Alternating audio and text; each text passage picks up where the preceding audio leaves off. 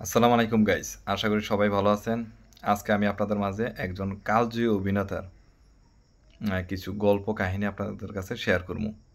আসলে গতকালকে 15ই জুন, গতকালকে তার জন্মদিন গেছে, যার কারণে চিন্তা করলাম যে এরকম একটা কালজয়ী অভিনেতার যদি কিছু গুরুত্বপূর্ণ কথা যদি আপনাদের সাথে শেয়ার না করি, তাহলে এখনকার জেনারেশন বা ফিউচার যে জেনারেশন তাকে কখনো আর মনে রাখবে না। তার নাম শুনলে আপনারা বুঝতে পারবেন যে সে কোন মাপের অভিনেতা এবং কে সে। তাহলে RDX-জোন থেকে জাকারিয়া শুরু করলাম। আর সকলের কাছে একটাই রিকোয়েস্ট, চ্যানেলটি নতুন হয়ে থাকলে অবশ্যই চ্যানেলটি সাবস্ক্রাইব করে যাবেন। আসাদুজ্জামান মোহাম্মদ রাইসুল ইসলাম, যিনি রাইসুল ইসলাম আসাদ নামে পরিচিত। 15 জুন 1953 সালে তার জন্ম। হ্যাঁ গাইস, রাইসুল ইসলাম আসাদ, তার সম্পর্কে কিছু তার ব্যক্তিগত তথ্য এবং তার কিছু মুভির নাম আপনাদের কাছে শেয়ার করব। আর তিনি কোন মাপের অভিনেতা, তার চলচ্চিত্র তালিকাগুলো যখন আপনাদের বলবো তখন বুঝতে পারবেন। আর আসাদুজ্জামান মানে রাইসুল ইসলাম আসাদকে মনে হয় না যে বাংলা চলচ্চিত্রের মধ্যে জানে না বা চিনে না এমন কেউ নেই।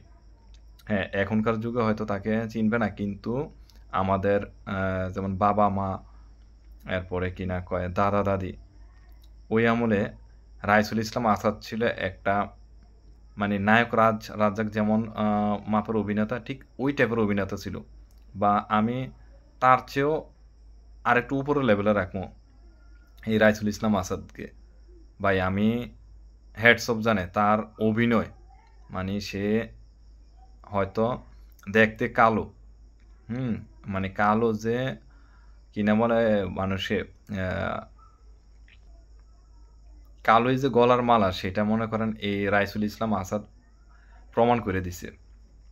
রাইসুল ইসলাম আসাদ ঢাকা কলেজিয়েট স্কুলে পড়াশোনা করেছেন। পরবর্তীতে ঢাকা বিশ্ববিদ্যালয় থেকে সমাজবিজ্ঞান বিভাগ থেকে স্নাতকোত্তর ডিগ্রি অর্জন করেন। 1972 সালে প্রথম মঞ্চনাটকে অভিনয় করেন। আমি রাজা হব না এবং সর্প বিষয়ক নামের দুইটি নাটকে। তার প্রথম চলচ্চিত্র 1973 সালে মুক্তি পায়, নাম হলো আবার তোরা মানুষ হ। হ্যাঁ গাইস, তার প্রথম চলচ্চিত্র হলো আবার তোরা মানুষ হ, যেটা 1973 সালে মুক্তি পায়। তিনি 1971 সালে বাংলাদেশের স্বাধীনতা যুদ্ধ চলাকালীন আসাদ ঢাকায় গেরিলা যুদ্ধে অংশগ্রহণ করেন। হ্যাঁ গাইস, এই যে রাইসুল ইসলাম আসাদ একজন মুক্তিযোদ্ধা, তাই তাকে কেন আমরা সম্মান করব না? তার অবশ্যই গতকালকে তার জন্মদিন গেছে। আমার RDX-জোনের চ্যানেল থেকে তাকে অবশ্যই শুভকামনা জানাই। তিনি যেন সবসময় ভালো থাকে এবং সুস্থ থাকে। আর তার চলচ্চিত্র যারাই দেখছেন, আমার মনে হয় না যে কেউ হতাশ হয়েছেন, তাকে পছন্দ করে না বা তার অভিনয়ও পছন্দ করে এমন মানুষ আমার মনে হয় না যে বাংলার ইতিহাসে কেউ আছে। তার কিছু জাতীয় চলচ্চিত্র পুরস্কার ছবিগুলো বলি, মানে যেগুলোর মধ্যে রাইসুল ইসলাম আসাদ নিজে জাতীয় চলচ্চিত্র পুরস্কার পাইছে। পদ্মা নদীর মাঝি 1993 সালে পদ্মা নদীর মাঝির জন্য জাতীয় চলচ্চিত্র পুরস্কার পান রাইসুল ইসলাম আসাদ। অন্য জীবন 1995 সালে রিলিজ হয়। অন্য জীবনের জন্য জাতীয় চলচ্চিত্র পুরস্কার পান রাইসুল ইসলাম আসাদ। দুখাই 1997 সালে রিলিজ হয়, দুখাইয়ের জন্য রাইসুল ইসলাম আসাদ জাতীয় চলচ্চিত্র পুরস্কার পায়। আর রাইসুল ইসলাম আসাদের দুখাই মুভিটি দেখে আমি তার মানে অভিনয়ের প্রশংসা করি, এবং কি মানে তার আমার প্রথম দেখা মুভি বা চলচ্চিত্র ছিল এই দুখাই দেখে আমি বুঝতে পারছি যে সে কোন মাপের অভিনেতা।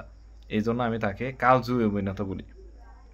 লাল সালু 2001 সালে লাল সালুর জন্য তিনি জাতীয় চলচ্চিত্র পুরস্কার পান। আর লাল সালু মুভিটা দেখে না আমার মনে হয় না যে কেউ নেই। লাল সালুর মধ্যে তার অনবদ্য অভিনয় এবং লাল সালুর মধ্যে হুজুরের যে ভণ্ডামি, লাল সালু তো সকলের মনে আছে। 2006 সালে গানের জন্য শ্রেষ্ঠ পার্শ্ব অভিনেতা পুরস্কার পান জাতীয় চলচ্চিত্র। মৃত্তিকা মায়া 2011 সালে শ্রেষ্ঠ পার্শ্ব অভিনেতা হিসেবে জাতীয় চলচ্চিত্র পুরস্কার পান। 2022 সালে তাকে বাংলাদেশ থেকে মানে বাংলাদেশ চলচ্চিত্র ফাউন্ডেশন থেকে আজীবন সম্মাননা দেওয়া হয়। আর 21 পদক পান 2021 সালে। তার আর একটা মুভি আছে গুড্ডি, এখন আপনারাই বলুন যে এই রাইসুল ইসলাম আসাদ সম্পর্কে আপনাদের যদি কোনো জানার কিছু থাকে বা কেউ যদি অন্য কোনো কিছু জেনে থাকেন অবশ্যই কমেন্টসে জানাবেন।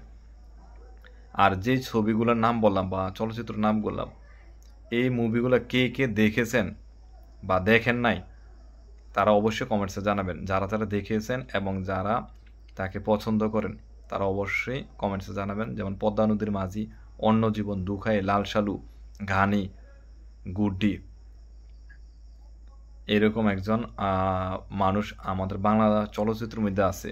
তার জন্য আমরা অবশ্যই গর্ববোধ করি। সত্যিকার অর্থে আমি মন থেকে তার জন্য দোয়া করি।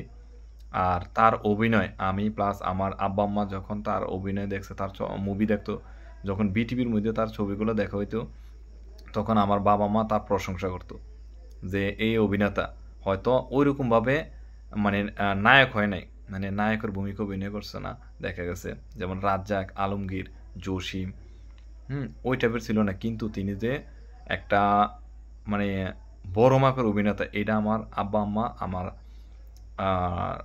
চাচা বা আমার জ্যাঠার থেকে আমি শুনছি। বলছে যে কি নায়ক রাজ্জাক, তার চেয়েও মানে অভিনয়ের দিক থেকে হয়তো নায়ক রাজ্জাক অনেক বড় মাপের অভিনেতা, সেটা আমি মানি। কিন্তু আমার দেখা গেছে আমাদের ফ্যামিলির মধ্যে যে আমার বড়রা ছিল তারা বলছে যে রাইসুল ইসলাম আসাদ হইল একটা জাত অভিনেতা। সে দেখতে হয়তো ওরকম সুঠামদের অধিকারী ছিল না বা নায়কের মতন ছিল না, কিন্তু তার যে অভিনয়, এই অভিনয় দিয়া এবং উনি মানুষের মন জয় করছে। আর আমি যে চলচ্চিত্রগুলোর নাম বলছি, এই চলচ্চিত্রগুলো যদি এখনকার যুগও মানুষ দেখে বা এখনকার জেনারেশন যদি দেখে, ভাই তারে কেউ এটা বলতে পারবো না যে আমি তাকে পছন্দ করি না। তাকে আপনি এক নাম্বার নায়কের সাথে তুলনা করতে পারবেন, মানে তার সমসাময়িক যখন যে নায়করা ছিল। আর্ট জোন থেকে অবশ্যই রাইসুল ইসলাম আসাদ সাহেবের জন্য শুভকামনা রইল। আল্লাহ তাকে ভালো রাখুক, সুস্থ রাখুক।